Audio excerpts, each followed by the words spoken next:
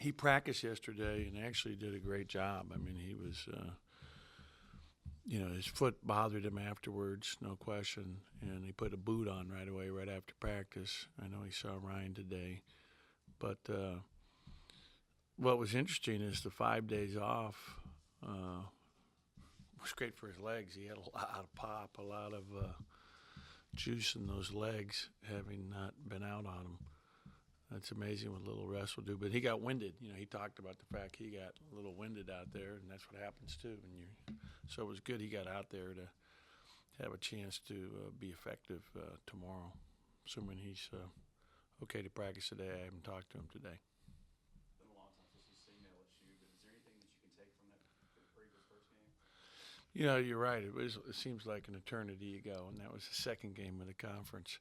Um, and yeah, I mean, we went back and watched the tape, obviously, or watched the film. But I think they're playing pretty good right now. I thought they should have beat Georgia on the road. I mean, I watched that game last night. That was the game before they just beat Tennessee, and they had Georgia beat over at Georgia. 1 point lead with 6 seconds to go. They called a foul late with a second to go to, let J.J. Frazier make two. And, you don't always get that call. But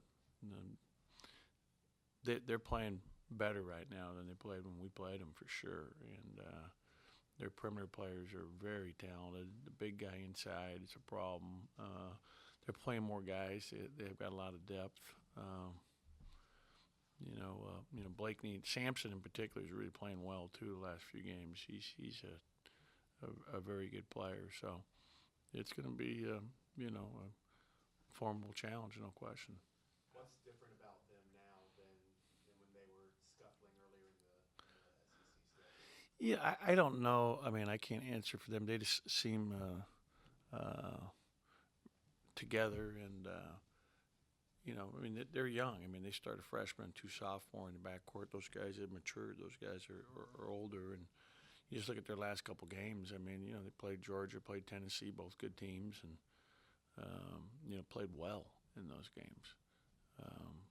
So they've probably got a little confidence here coming off that win against Tennessee, and their inside kid played well against us the first time. So in their depth, they've got pretty good depth helping them off the bench right now. Being the only senior that you had this year, obviously you probably leaned on IJ a lot for leadership. Well, just I know it's hard to sum it up in a couple paragraphs, but what has he meant to you? His time here. I really like IJ, and IJ is going to be a coach. That's his goal. Once he's done playing, he's going to try to play somewhere next year, and he'll be very very successful coach. Really knows the game. We're going to miss his leadership. And it really hurt us when he had that 5 game stretch where he was sitting out with injury right in the middle of our conference, because that's our best leader and the guy who understands the game the best. But just in terms of what he's meant personally, he's been great. I mean, I've really been proud of him and how he's evolved as a young man. He's a father. He's got a beautiful little baby boy, and it's really, really a good dad, and loves his son very much. And that's really gratifying how much responsibility he takes for taking care of that little guy and making sure he's going to grow up and be successful. And I love seeing that. And he's been, great in terms of trying to help these younger kids and talking to them, through all the ups and downs of being a freshman and everything they've gone through. He's maintained a very positive influence on our team this year at all times, and it's been great. Who do you see filling in that role for him next year? I know you still have a young team, but with what he's It's a good question. I don't think anybody's going to be able to fulfill exactly what he's brought this year. We don't have anybody like IJ, outside of him in our program right now. I mean, in terms of, being what he is right now, it's a very good question. I think it has to evolve. See who's going to fill up. Well, the number one guy would be Q, and Q's nature is to be a little more quiet and reserved rather than, and that's something that he's got to. We definitely want to encourage him to get better at. You think that's a dynamic that may change when Nick comes? Yeah, I don't know. Um, I think he's much more outspoken this year than he was a year ago, and I think he's got to take that next step. But that's who it needs to be for us. When you became the coach here and things, of course, college basketball being what it is now, lots of transfers and things. Did you have to have a conversation with IJ about maybe sticking around here and kind of having that continuity and things? I don't remember that as much as just I know how much he's grown as a young man from when I first arrived to where he is today, and that gives me a lot of happiness to see how much growth he's made. How do you keep Reef off the glass? Yeah, he's good. He's long, and what he can do too is he can step out and shoot. He's good around the basket. As you pointed out, he's good on the glass. You got to block him out. You got to lay a body on him. You got to be physical, just like anybody. But he poses some issues because of his length and his skill level, combined. Lamar hadn't really had one of those big scoring spurts like we saw maybe during the middle of the season. Do you think it's the freshman wall, or is it all the injuries starting to mount up? What do you think he has? Yeah, he's struggled since he had the injury against Ole Miss in terms of his shooting, and I think some of it's been his shot selection. I think he was better in the last game. He still, is. Will take a bad shot once in a while, but yeah, his like I thought that yesterday, just watching him shoot, and we'll do some shooting again today in practice. For him, it's all about having more arc on his shot. I mean, that's the main thing for him. When he's missing, it's flat. When they're going in, they have good arc on it, and that for him is just I was reminding him yesterday, exaggerate your arc, because exaggeration for him on his arc is a perfectly arc shot. I mean, he doesn't ever put too much arc on his shot.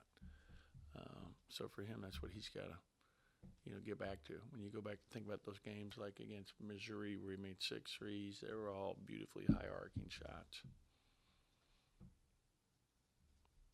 Any more questions? Okay, thank you.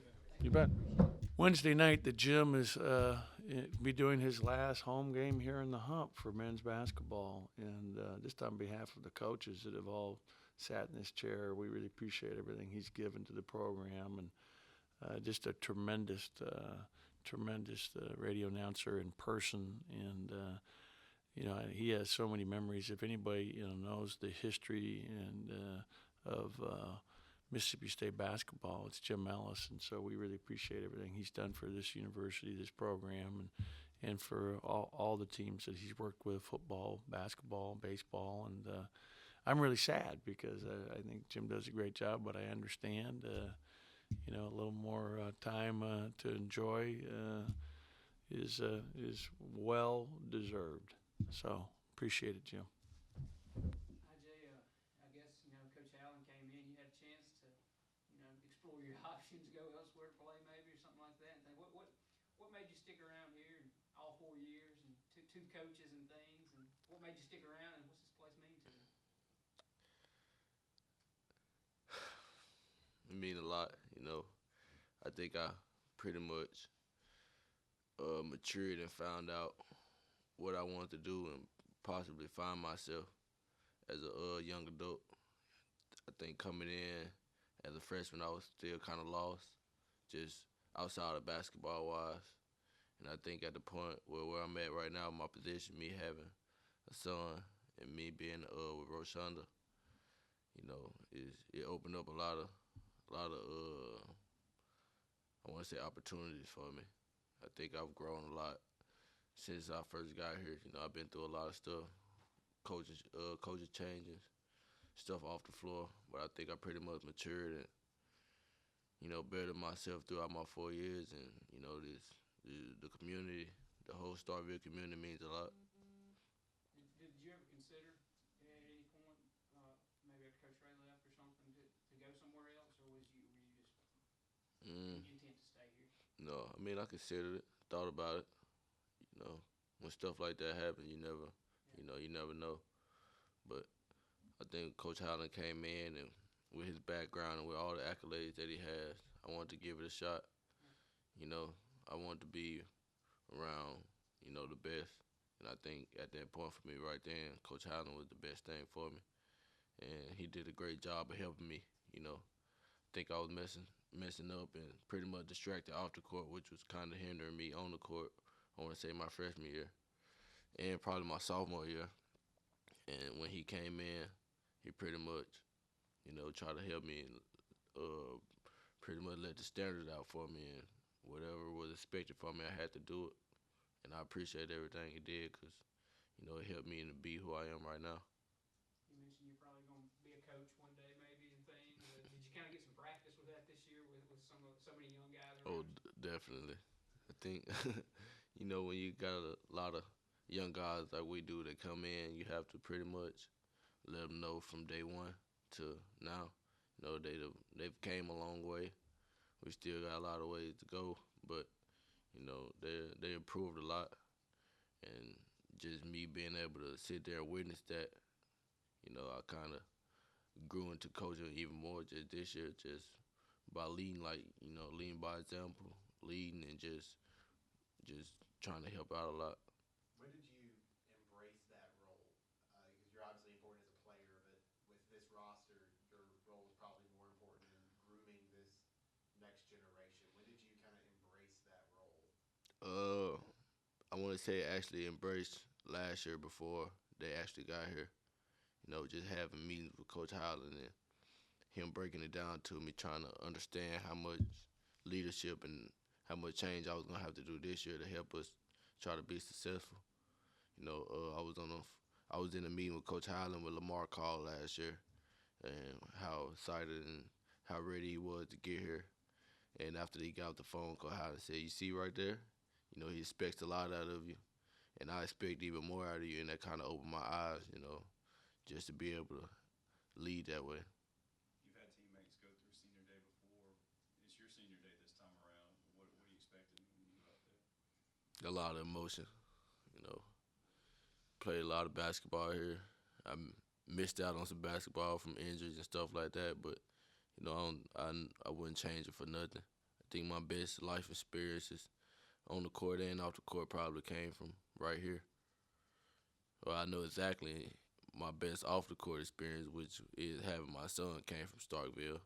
You know, I haven't had a winning season here, but a lot of friendship, a lot of brotherhood has came through here. I still talk to some guys from my team every day. And I don't think it gets no better than this college experience right here in Starkville. You mentioned, you never had a winning season here, but that's still on the table. Right. Win the next couple games, and you would at least finish 500. Mhm. Does that play into your mind going into tomorrow? Oh yeah, definitely. What we 15 and 16 right now? Yeah. Or 14 and 15? Yeah. I mean, that's that's everybody goal right now. It's crazy to hear. All the young guys say we can't. He gotta finish on a good note. Just not me being the only one besides the coaching staff that wants that. That gives me a lot of confidence, and it just makes you feel better all the way around. I mean, it's not one guy in the locker room that didn't stand up and just stay there after our last game. You know, and it's kind of that's helpful. That's a good thing for me knowing they got my back.